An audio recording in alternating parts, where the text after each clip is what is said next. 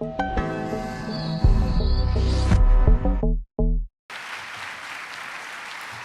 you. Thank you. Chanukah Sameach to everyone. Thank you. Hello there. My dear cousin Lily. Ladies and gentlemen, dear friends, yes, I am happy to be here with you today. I am a reader of Haaretz for almost 70 years. You have to know at first, because Lily knows exactly what is my age, and 70 years ago I couldn't read. Nevertheless, I didn't read the Haaretz, but I read Haaretz Shelanu, Haaretz for children, because they had comics. Later, of course, I became a reader of the daily newspaper. All these years, I read Haaretz to learn what people who do not share my opinion think. Haaretz is a newspaper with a specific agenda, but it is also a newspaper that gives a voice to many other and different opinions. At Haaretz, the editorial represents a clear agenda, but it appears side by side next to other opinions, opposite opinions.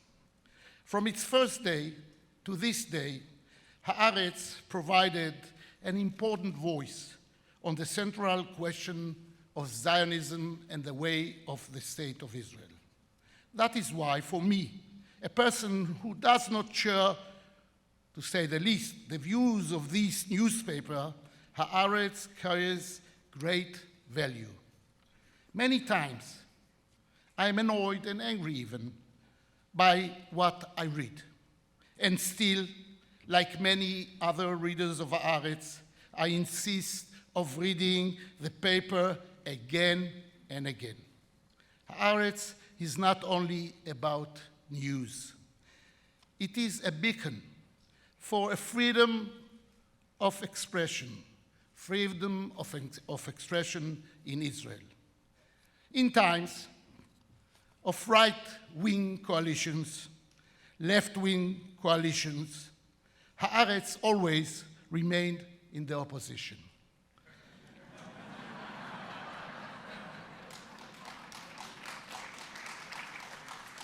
It criticized both sides when that was necessary according to the opinion of the Haaretz. Being in the opposition, my friends, is not an easy job.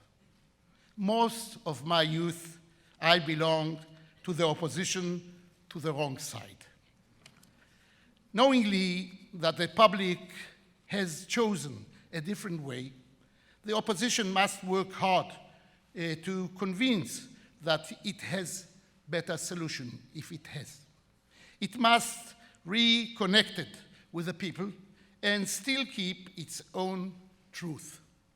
Without this effort, without a live and kicking opposition, our democracy is worth little.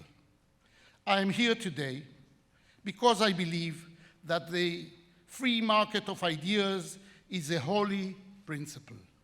I know that one of the sessions in this event is held together with representatives of breaking the silence.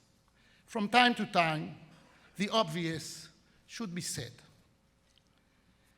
And especially these days, as we are facing difficult and dangerous fight against terrorism, the IDF does everything in his power and in its power to keep the highest moral standard possible, even under impossible conditions. And more than that, any other army in the world is not moral as Tzahal.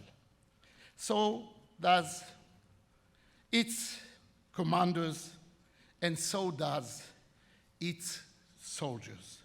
For that, we are very proud of them, and really owe them all our support and appreciation.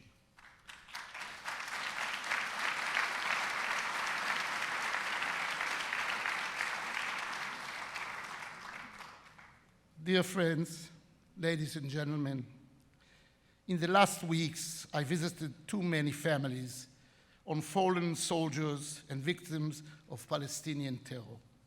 I'm doing my best in visiting all these dear families. In Kochav HaShachar and in Kfar Etzion, in Jerusalem or in Tel Aviv. People who lost their loved one. The State of Israel have the duty to defend its people. And this is what the IDF and all our security services are doing and trying to do their best. Our soldiers defend our country, and we will do everything to defend them and to stand shoulder to shoulder along with them.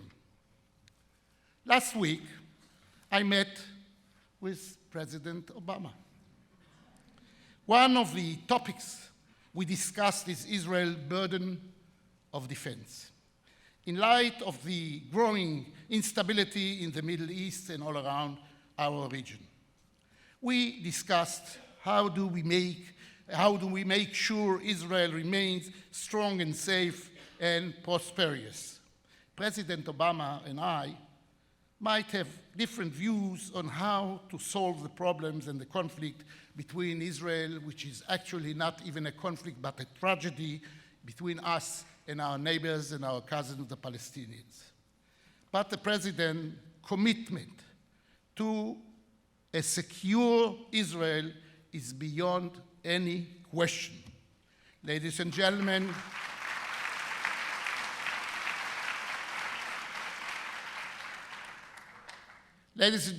promising that Israel remains strong and safe is not only a military mission. There are members of Knesset here. We have to find new diplomatic ways, because finding a new diplomatic ways is just as important of our safety and our security. And for that, we need to think out of the box. In this spirit, I wish you all an excellent discussion here at the Haaretz Convention in New York. God bless all of you.